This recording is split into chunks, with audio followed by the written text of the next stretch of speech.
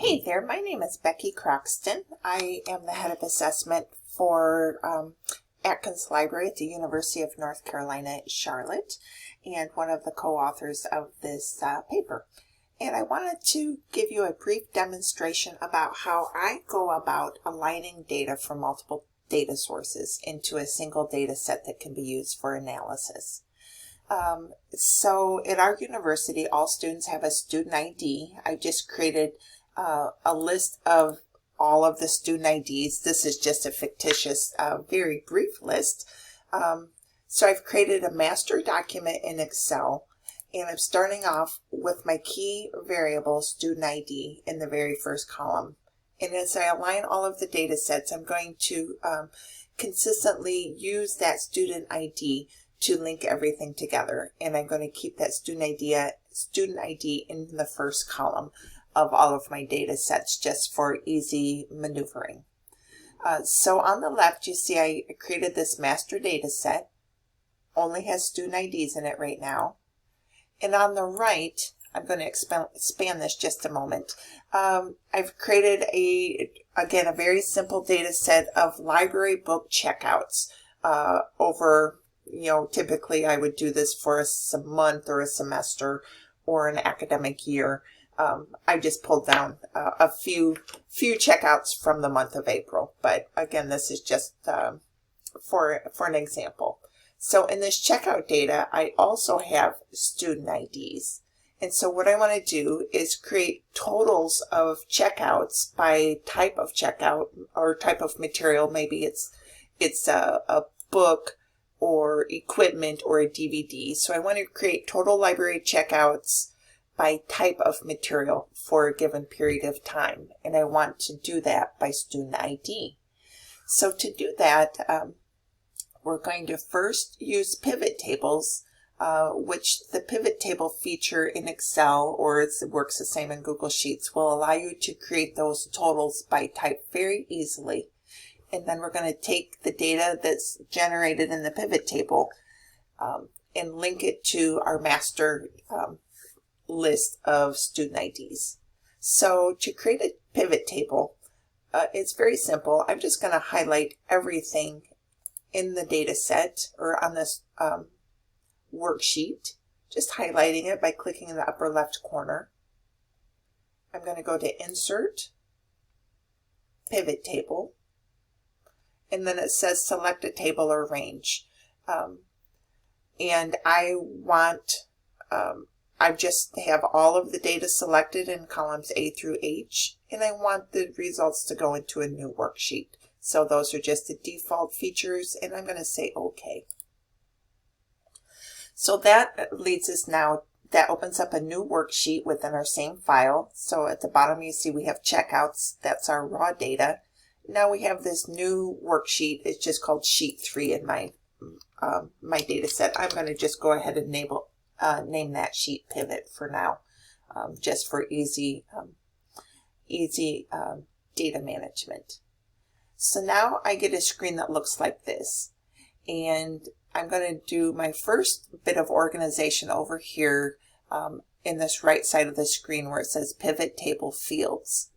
So I see these names here are the names of my columns, or the column headers. And I want everything to be organized first by student ID. So that's going to be, I'm going to put that in rows. And so now if you glance over to the left, you see these are all of the student IDs that showed up in the data set. The next thing I want to do is I want to organize my results by type of material. So I'm going to put that in, just sliding it over into columns. So now you see I have DVD, equipment, or books. So I have my 3 different types of materials. Don't worry about some of these extraneous labels. We'll work with those later. So now I have student ID in one column, material type in another column, and I want to identify in the data set how many times each student ID shows up for each material type. So I'm going to take that student ID category and bring it down into values, the lower right box. And here it's counting the number of times a student ID shows up for each of these categories. So now you can see this first student, 8973053, checked out equipment one time, versus this student here, 8973353, checked out DVDs twice in equipment once. So that is the totals. These are the totals that I'm going to then link to my master data set. So what I'm going to do is I'm just highlighting everything here. And I just right click to say copy. And now I'm going to maneuver back to my master data file. Here we have the master sheet. But let's go into create a new worksheet tab, and I'm going to right click, and I don't want to just copy the records because that will include formulas from the old worksheet that we don't want. We want to instead paste values only. So I just chose this icon with a clipboard that has numbers 1, 2, 3. For paste values. So now we've brought those totals in to our new master file. We need to just do a little bit of cleanup. We don't need this first row. I'm going to go ahead and delete that. We don't need anything that says blank. I'm going to delete the blank row and also the blank column. We don't need this grand total row either. So I'm going to delete that. So now we have in this worksheet totals by student. We can just rename that student ID if you want. Student ID, we have total book checkouts for a period of time, total DVD checkouts, equipment checkouts, and the grand total. So that's great. Let's just name this tab library checkouts. So now we're going to maneuver back to our master data sheet. And we want to know, out of all of these students, have they checked anything out? And if so, what types of things have they checked out? And the grand total. So we're not going to be looking at what they've checked out with respect to titles or types of equipment. We just want to know, did they check things out? So let's go ahead and create a few new columns in our data set. Let's say book checkouts. Maybe we're just looking at the academic year of 2019-20. So I'm going to give it a code, something that will be meaningful to me as my data set grows. Maybe we also want equipment checkouts for 1920 and DVD checkouts for 1920.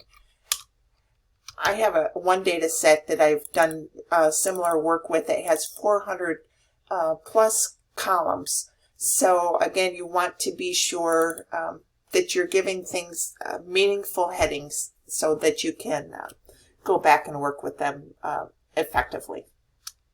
So now we need to do what's called a VLookup, which means we're going to tell the computer to look to see if there are any matches of these student IDs into our library checkout records. So to do that, it's called the VLookup formula.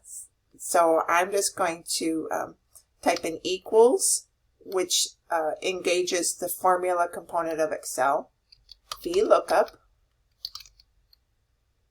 and you can see here it says it looks for a value in the leftmost column of a table, then returns a value in the same row from a column you specify. So I'll go ahead and demonstrate that. I'm going to start with the open paren. I'm going to click here in the first column where we have the student IDs, so cell A2. So that's our lookup value. We're telling the computer to look in this cell.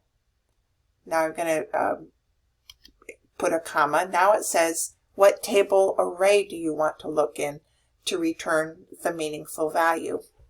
So my table array is in the library checkouts table. And I'm just going to highlight all possible data. An array is just like the area, the range of the data. So I'm just highlighting all of those columns in the library checkouts.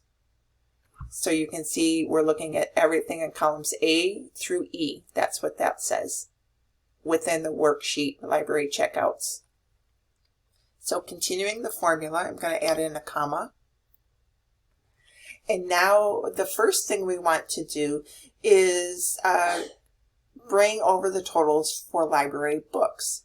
So to do that, we need to tell the computer if there's a match in column 2, the second column, give us a result. So I'm going to enter in 2, meaning that's the second column. Here in the formula it's called column index number. Now I'm going to enter another comma that just tells us to move to the next step. And I only want to return a value if it's an exact match of the student ID. So we're going to type in the word false here. And I'm going to close the paren and then hit the enter key. And then I'm going to just bring this value or this formula down.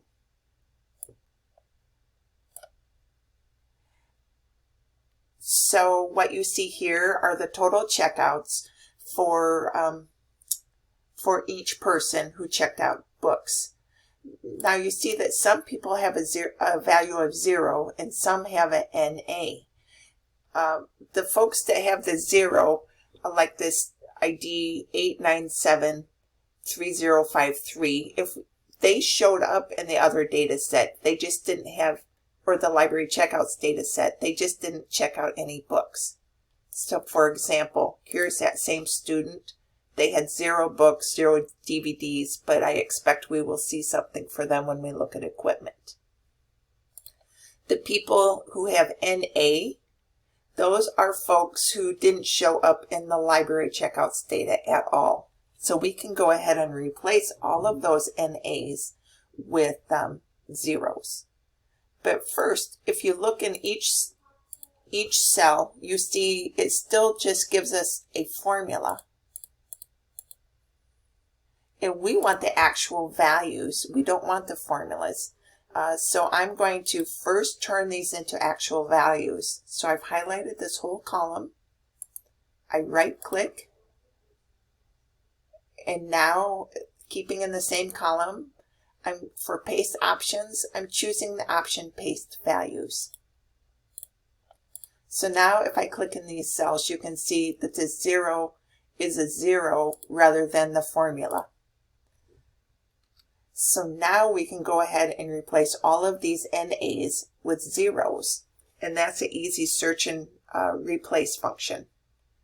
So I'm just highlighting this whole column B, and I'm going to select Control Find. So I'm pressing down the Control button and F for Find, which brings up the Find and Replace option. We want to actually, if it finds a value, we want to replace it with another value. So I've selected Replace. Now we're going to tell the computer anytime you see N/A, we want to replace that with the value of 0. So we're just going to go ahead and say Replace All. So now we have for each student, we know how many books they checked out in a period of time.